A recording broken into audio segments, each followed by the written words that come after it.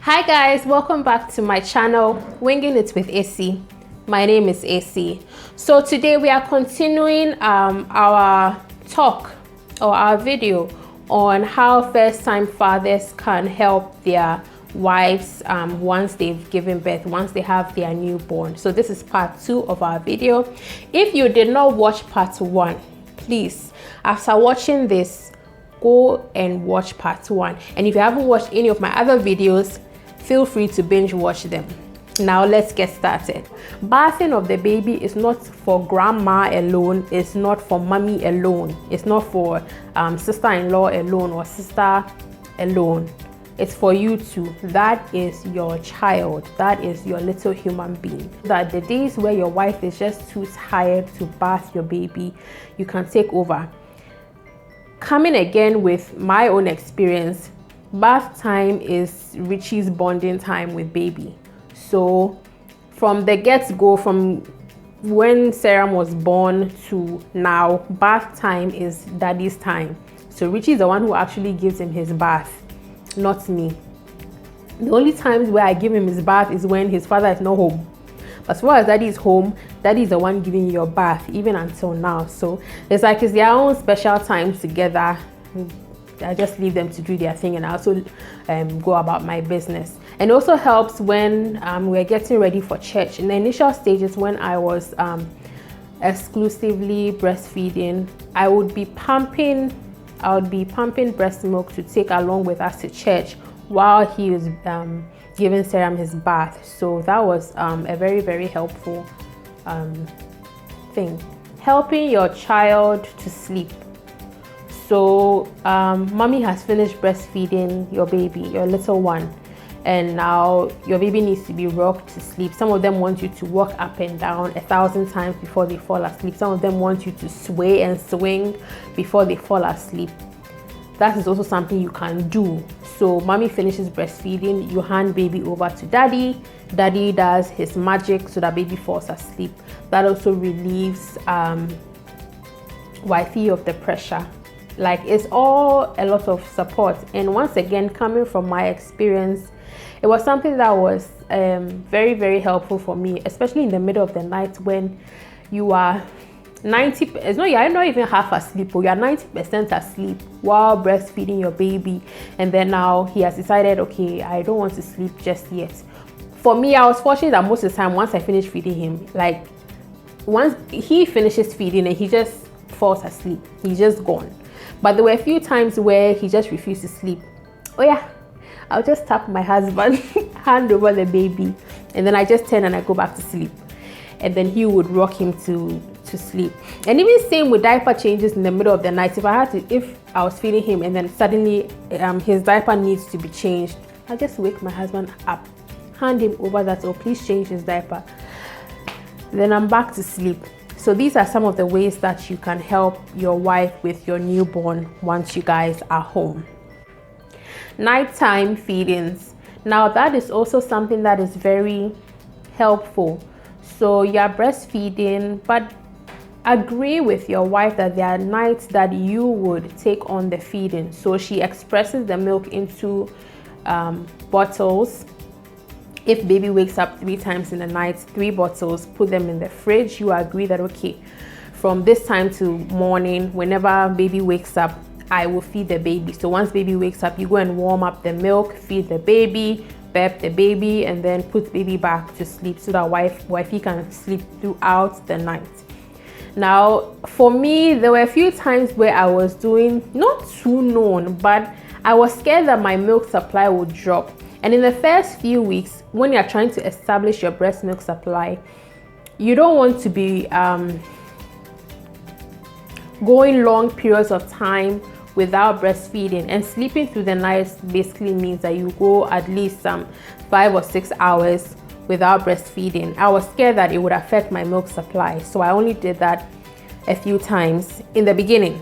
So during the week when Richie was away, I was staying with my parents. So when he was away during the week, because he had to go to work over the weekends, I remember there was this one week I was so tired. So he got to my parents' place Friday evening, and I was like, you know something, Here are the bottles of milk. Tonight, please feed him.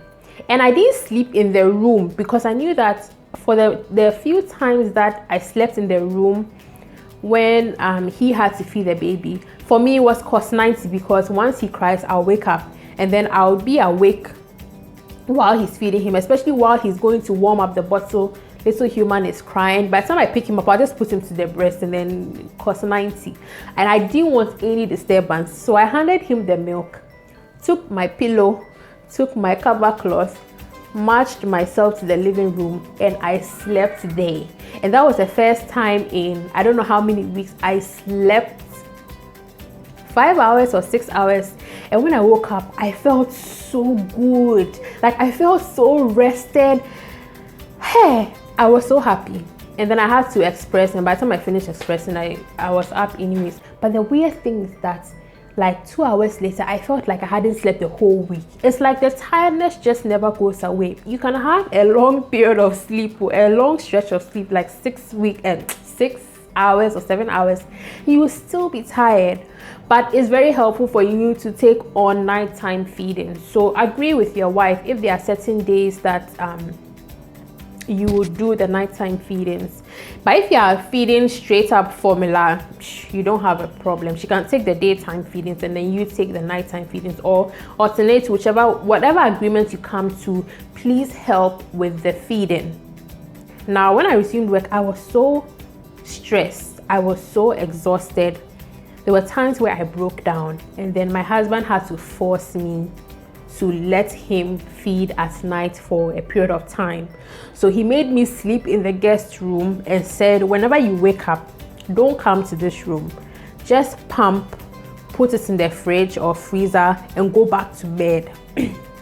And that was so helpful. Like it relieved me. It really helped me mentally and emotionally and physically, because I was in a very bad mental place. I was in a very bad state of mind. And that's, of course, he ends up being sleep deprived when he goes to work. But it was very, very, very helpful. So please, please, please let this be something that you do for your wife. I was very glad when one of them actually mentioned this, that you should manage your sexual feelings until your wife is emotionally ready.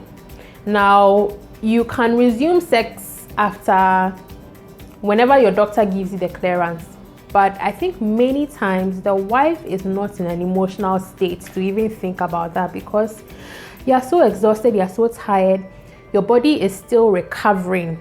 So this one, you're not even really thinking about the physical aspect per se, but the mental aspect, the emotional aspect, the aspect that you can't see. Your hormones are still trying to balance themselves out. You're still trying to adjust to being a mother, being a new mother, or now you have a second born. You're trying to adjust to being a mother of two. It's a lot. So this father, he stressed on it and said it's very important. Now, every time the baby is awake doesn't necessarily mean that he or she needs to be with the mother. So if the baby is awake and the baby is not breastfeeding, take the baby, because breastfeeding takes up a lot of time, because in the initial stages they feed every 2 hours. So that's one of the ways that the mother is bonding with the child. But how are you bonding with your child? That's why I talked about bath time, I talked about changing the diaper and then rocking them to sleep. So when they are awake and they are not necessarily breastfeeding, take them from their mom. Take charge, play with them, hold them, talk to them, sing to them. That's also another way that you can bond with your child. So it's not that every single time mommy has baby or she has him at her back, or no.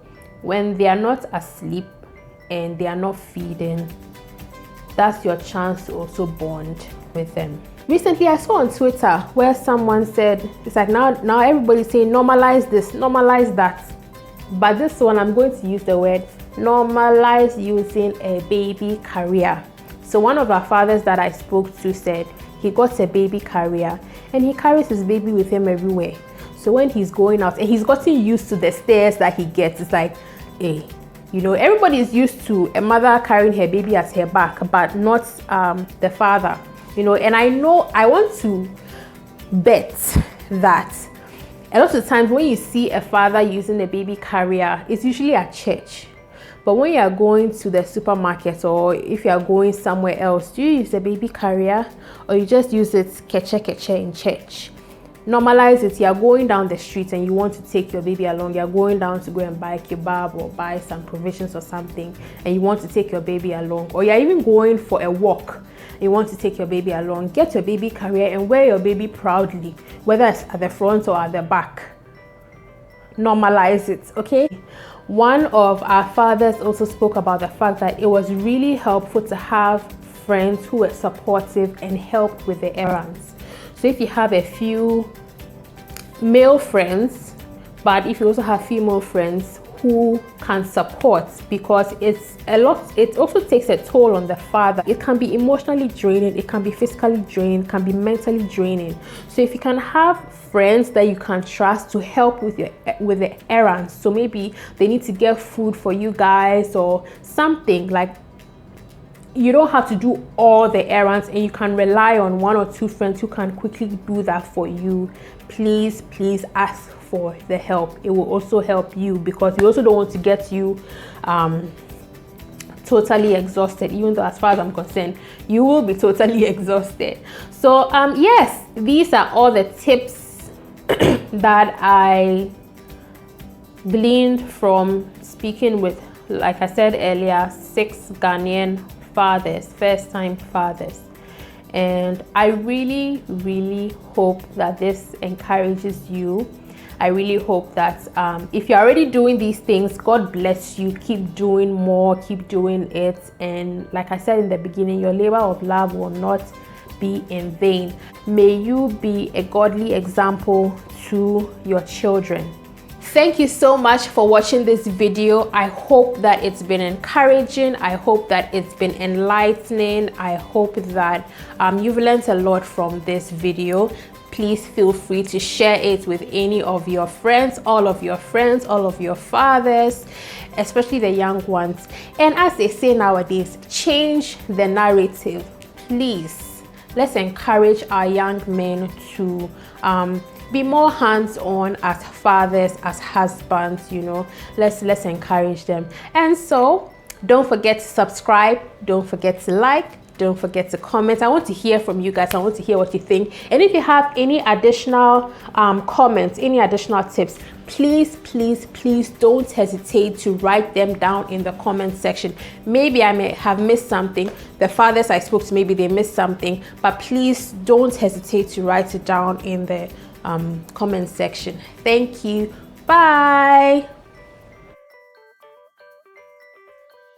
When he had to resume work during the week, I would be alone, although I was at my parents' place. So what was I talking about? How can I just lose my train of thought like that? Yo, what was I talking about? Nice and busy. You have to cut that out. Okay, I remember.